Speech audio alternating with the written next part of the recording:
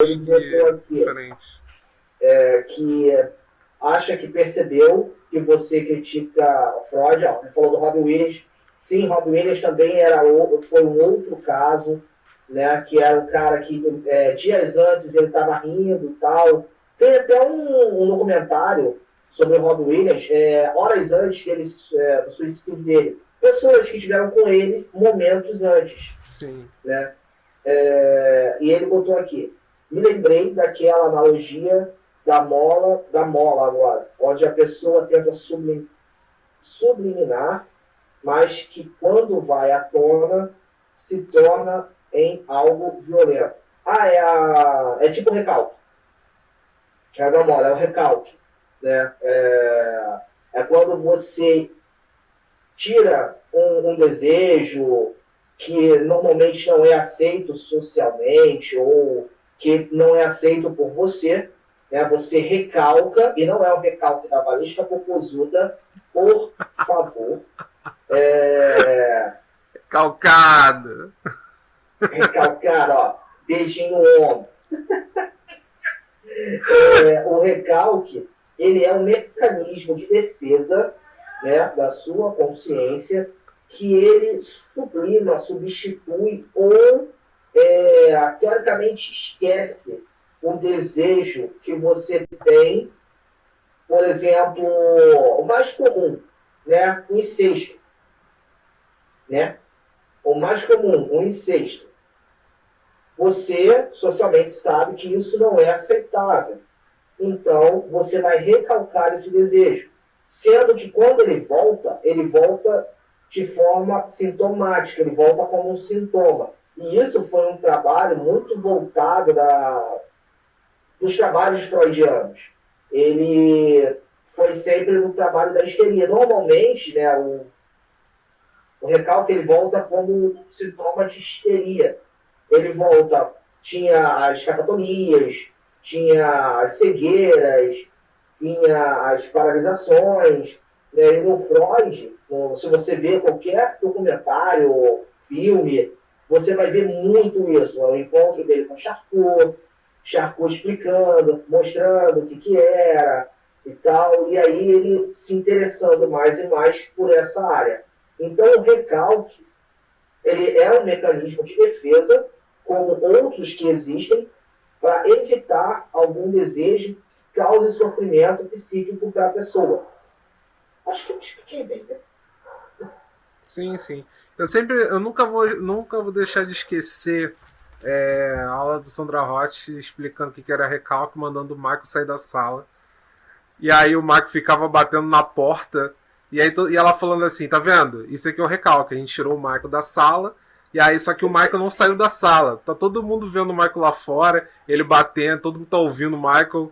E ele aparecendo ali, ó, a frestinha ali embaixo. Ele aparecendo assim. Tudo isso é recalque. Cara, eu nunca vou esquecer isso. Foi a melhor explicação de recalque que eu tive na vida. Entendeu? Tudo que você falou foi muito bonito, mas aquilo ali pra mim matou tudo que era recalque. É o melhor exemplo. Foi a melhor coisa que ela fez. Imagina você numa sala de aula, e aí a professora pede para você sair da sala de aula, você sai da sala de aula, mas fica batendo na porta perturbando os alunos. Exatamente. Sim, você é o recalque, eu era o recalque. Você era o recalque da sala, exatamente. Foi muito fantástico, cara. Explicou assim, total, assim, a ideia. Por isso que eu falo, assim, existem professores e professores, cara. Tem professores que marcam a gente. Existem professores e professores. Exatamente.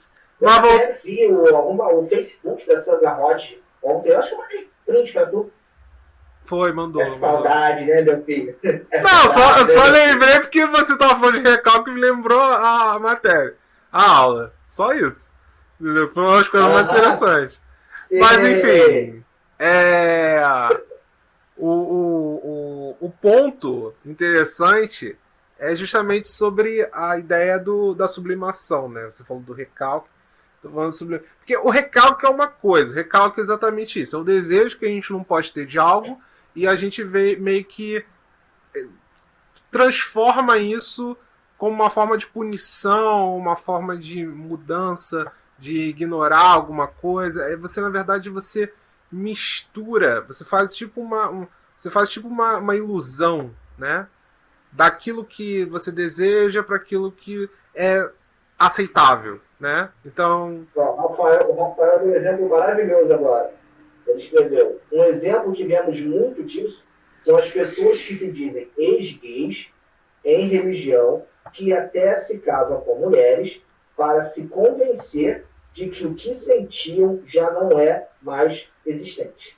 mas aí não muda. Porque aí o que acontece? Esse ex-gay, ele vai. Oi? Não muda. Exatamente. Então, o que acontece com esse ex-gay, né? Esse ex-gay. Ele vai. Ele vai começar a idolatrar homens. Homens, assim, muito poderosos, Pastores, bispos, entendeu? E cantores, aí, como ele não todo que vai. está na religião que seja, ele vai substituir, aí É, vai ser uma outra ferramenta. e aí ele Substituição, não vai mais ter um sublimação. desejo sexual, mas ele vai gerar um desejo intelectual, por exemplo. Entendeu? Então ele vai consumir aquela pessoa de outra forma, uma forma mais aceitável. De uma certa forma, é uma forma de recalque, mas pode haver também deturpações, a pessoa simplesmente fazer coisas, por exemplo, usar bebida como artifício para poder fazer aquele processo acontecer, ou então, sei lá, até momentos de sonolência, de o que a gente chama de obnubilação, né? Que é você tá meio que numa nuvem Normalmente isso acontece quando a gente tá com muito sono, ou então a gente tá drogado, ou então a gente tá bêbado, então a gente fica meio que sem saber quem nós somos, né? Então a gente faz coisas que a gente não gostaria de. Que a gente gostaria muito de fazer, né? Mas eu tava falando de sublimação, o Mike veio com recalque, essas paradas assim. Mas o que é sublimação? Sublimação é simplesmente substituir o objeto. Então a gente faz essa substituição, né? Então a gente. Por É isso que. exatamente esse exemplo, entendeu? Só que é diferente, porque é diferente, porque assim. A sublimação ela não ela é diferente do recalque no sentido de que a gente não está querendo substituir a mãe, por exemplo, sexualmente, entendeu? Sim. A gente substitui porque a gente simplesmente entende que aquilo não é nosso, entendeu? Então a gente vai procurar o que é nosso, entendeu? Por isso que a gente tem sempre o desejo de chamar meu namorado, minha namorada, minha esposa, meu marido. A gente tem essa sensação sempre de posse, entendeu? Essa é uma ideia que vem muito com a teoria freudiana, a possessividade. Que muitos freudianos acabam não falando, mas acontece muito, sabe? A obsessão. A gente chama isso de neurose obsessiva. Tem um autor chamado Carl alguma coisa agora, eu não vou lembrar agora, que ele fala justamente sobre os tipos de neurose. E uma delas é a neurose obsessiva. E essa questão do poder, de poder de chamar coisas minhas, né? É a minha casa, é a minha escola, é o meu amigo, né? Então criança tem muito disso, sabe? Por exemplo, criança fala muito, são os meus amigos, não são os seus amigos, brigue com os seus amigos, não brigue com os meus amigos, né? É o meu brinquedo, brinca com seus brinquedos, né? Então, assim, é tudo meu, essa obsessão, né? Tá muito relacionado com a sublimação. A gente não pode ter aquilo que não é nosso, então a gente vai procurar aquilo que é meu. Então eu elenco aquilo que é meu, então eu fico procurando aquilo que é meu o tempo todo, entendeu? Então isso é uma coisa que acontece muito dentro da psicanálise, é um processo dentro da psicanálise, que acontece em outras abordagens também de formas diferentes, formas distintas. Mas se não houvesse a psicanálise com esse entendimento, a gente nunca entenderia por que tem, por exemplo, complexo de inferioridade, por exemplo, complexo de diversas outras coisas que existem, e inclusive coisas como obsessividade, compulsão, né? Necessidade de segurança. Rafael citou, perguntou se a pessoa que você estava falando, Geraldo Carl Jung. Não. Caraca, eu vou lembrar o nome do cara. É que eu tenho que entrar aqui, eu não sei se vai dar ruim na live. Deixa eu entrar aqui. Deu ruim aí? Não, né? Então, peraí. É. Que eu vou. Cara, eu esqueci o nome o nome do autor, cara. É um autor muito pouco conhecido. Mas eu vou lembrar. Próxima live a gente tenta